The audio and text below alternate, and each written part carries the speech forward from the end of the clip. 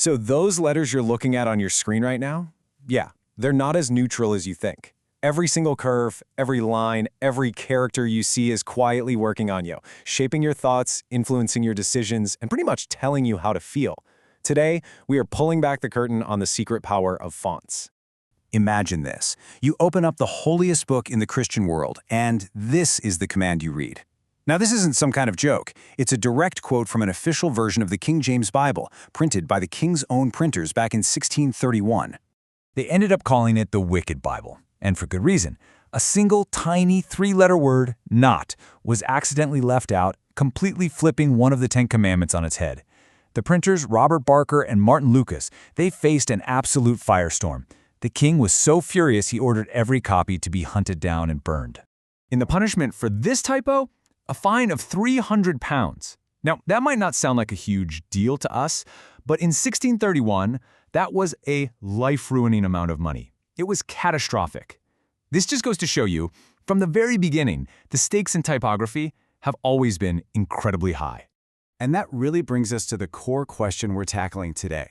How can something as simple, as basic as the shape of a letter, hold so much power over our morality, our money, and even our own minds?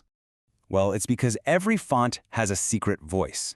See, before your brain even really processes what the words mean, it's already making a snap judgment about the personality of the letters themselves. We're talking milliseconds. It decides if a font is trustworthy, or playful, or serious, or cheap. And that first impression, it colors everything that comes after. It sounds like a crazy question, right? But it's one that the filmmaker Errol Morris actually set out to answer in this huge experiment he did with the New York Times back in 2013. He wanted to know, for real, if the choice of a font alone could literally make a statement more believable. So here's how they set it up. They took 45,000 readers and showed them the exact same passage of text. But, and here's the key, the text was randomly displayed in one of 6 different fonts. After reading it, they were just asked one simple question. Do you agree with this statement? The results weren't just a little interesting. They were staggering. People were significantly more likely to agree with the statement, to actually believe it was true, when it was written in Baskerville, that traditional kind of authoritative-looking serif font. And the font that people trusted the least? You already know the answer. Good old Comic Sans. Okay, but get this. Here's a fantastic twist. While the easy-to-read, trustworthy fonts feel more true, some wild research from Princeton found that ugly or difficult-to-read fonts can actually make you smarter. It's called the disfluency effect. Basically, when your brain has to work just a little bit harder to figure out what it's reading, it kicks into a deeper level of processing, and that leads to better memory and better recall. They even found that students who read text in tricky fonts actually did better on tests. And this subconscious connection, it goes even deeper, like all the way to your taste buds. A researcher named Sarah Hindman has actually proven that we connect the shapes of letters to tastes. So in her studies, people consistently link soft, rounded fonts with sweet flavors, while sharp, angular fonts make them think of bitter or sour tastes. What does that mean? It means the font on that chocolate bar wrapper can literally make the chocolate taste better to you. Now, this psychological power isn't just some fun fact for a dinner party. In the corporate world, a font isn't just an aesthetic choice, it's a financial instrument, and it's worth billions of dollars. Just look at Netflix. For years, they used this really popular font called Gotham. But as the company got bigger and bigger, those licensing fees, which are often based on how many billions of times the font gets viewed, they just exploded into a multi-million-dollar-a-year bill. So what did? They created their own font, Netflix Sans. And just like that, they saved a fortune and got a unique brand voice out of the deal. So while some companies are saving millions by creating fonts, others are spending thousands just to buy one. The font family Lexicon costs nearly $5,000. Why on earth would a font cost that much? Because it was meticulously engineered to be perfectly readable at microscopic sizes, which makes it the gold standard for things like dictionaries and financial reports. And if you're thinking you can just, borrow a font without paying, you might want to think again. A font is legally treated like software, and the companies that make them are cracking down hard. In one famous case, a big company had to pay $3 million in damages for using a font they could have licensed correctly for just a couple $100. Ouch. The scale of all this is just mind-blowing. Get this. A 14-year-old kid named Suvir Mirchandani did the math and figured out that if the US government just switched its default font to Garamond, which has thinner letters, it could save up to $234 million a year just in ink costs. That's the kind of financial weight we're talking about, packed into every single letter. So beyond the money, the fonts that surround us every day are wrapped up in some incredible human drama. We're talking stories of insults, mistaken identity, and even life or death consequences.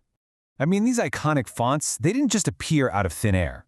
Times New Roman was literally born because a consultant insulted the Times of London, calling their printing a typographic dinosaur. Helvetica was designed to be perfectly neutral, this kind of blank slate, which is exactly why it became the voice of everything from NASA to the New York City subway.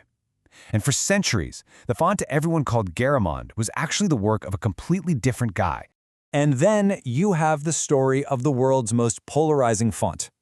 Comic Sans was never meant for your resume or a funeral announcement. Nope.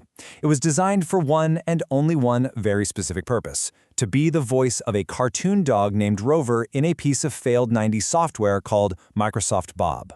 So yeah, designers everywhere despise it. But here's the redemption arc.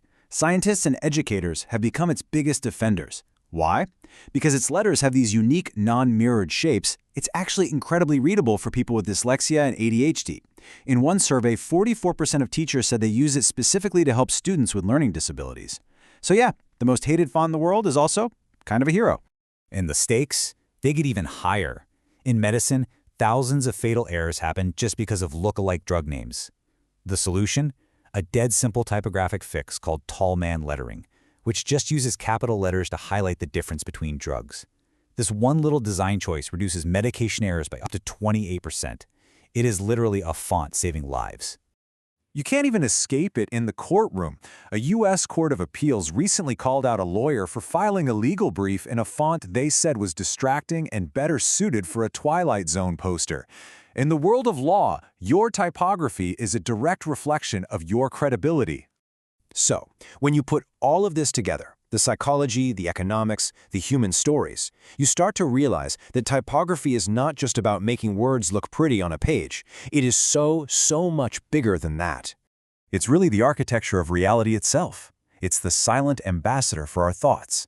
It's this invisible structure that can make an idea feel true, a product feel premium, a medicine feel safe, or a legal argument feel credible. It's a 500-year-old psychological game that every single one of us is playing every single day, whether we know it or not.